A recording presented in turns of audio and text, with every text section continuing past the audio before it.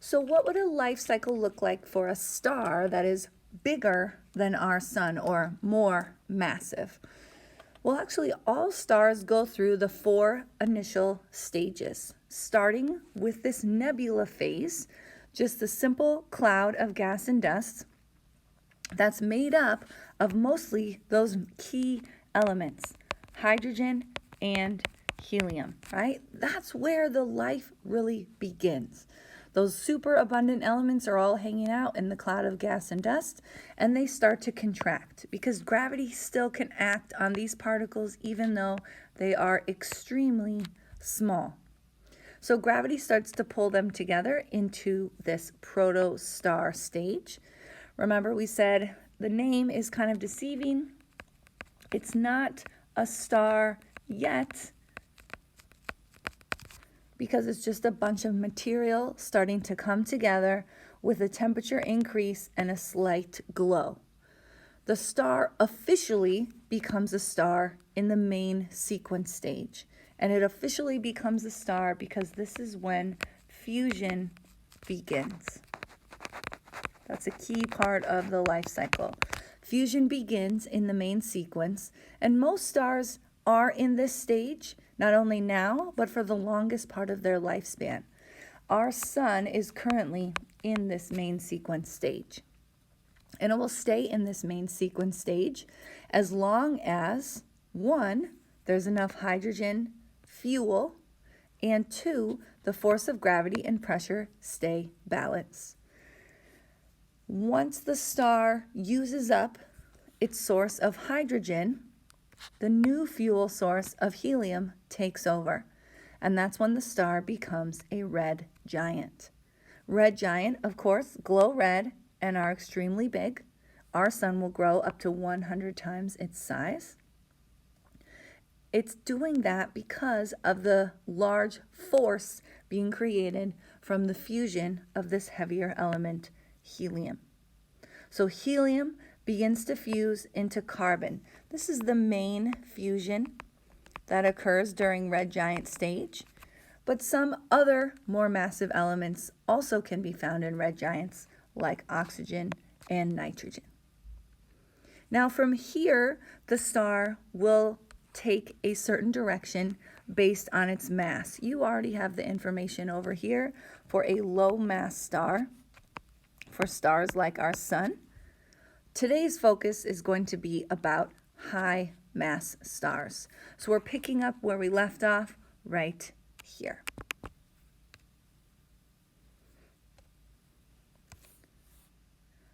After red giant, a star more massive than our sun will come into supergiant stage. And as you can guess, this will mean the red giant will continue to get even larger and fuse more massive elements.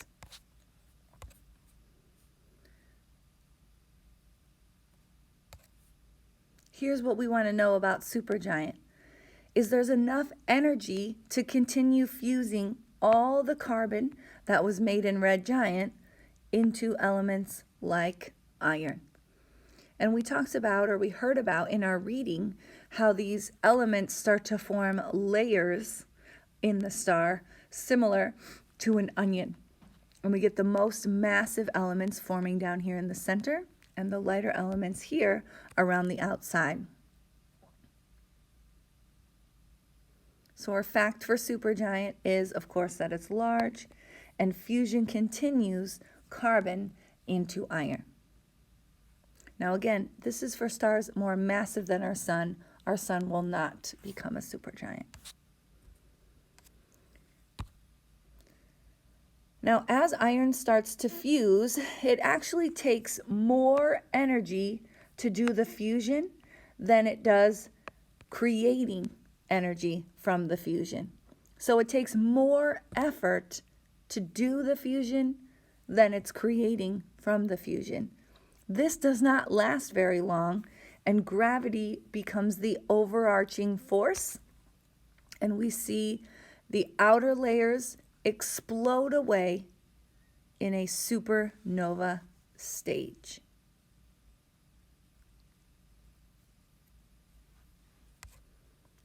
That should be your next circle. Supernova is where the star explodes. And I always like to put some explosion marks on my circle here just to remind me of that. And it's doing this because of the immense amount of energy taking over from that fusion of iron. And there's so much energy in this explosion that even here in the cloud created from the supernova, fusion continues. So I still have elements combining together out here in the remnants of that giant star. And those elements that continue to fuse in the supernova cloud are the elements on the periodic table heavier than iron. Eventually, that energy will dissipate, fusion will end, leaving just another cloud or debris where new stars, planets, asteroids, depending on the size of the star, can form. Here's another image of a supernova. Again, this cloud is where those heavier elements can still fuse even after the explosion. So your learning target 5 is going through the fusion process of the high mass star.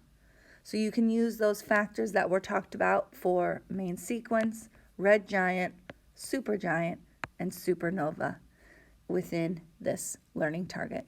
Make sure that you use your keywords and get them highlighted as you use them in your explanations.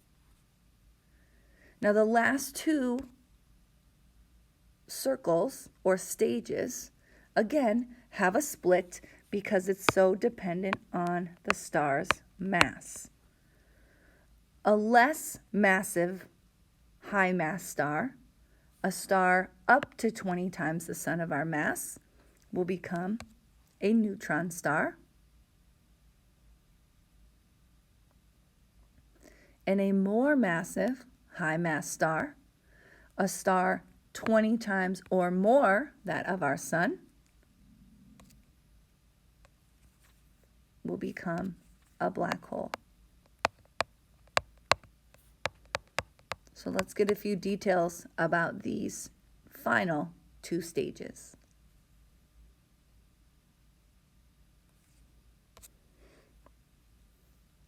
A neutron star, again, has a little bit tricky of a name because it's not actually a star anymore. The star is ended its life. No more fusion is happening. That's how we know the star is just remains. It's very dense and very hot leftovers of a star. It doesn't, actually, it's not thought to have any glow. You can see this picture here is a simulation. It's basically a bigger version of a black dwarf, right? It's just those super hot remains that will eventually cool down to really nothing being left. But again, even though it's called Neutron Star, it's not officially a star.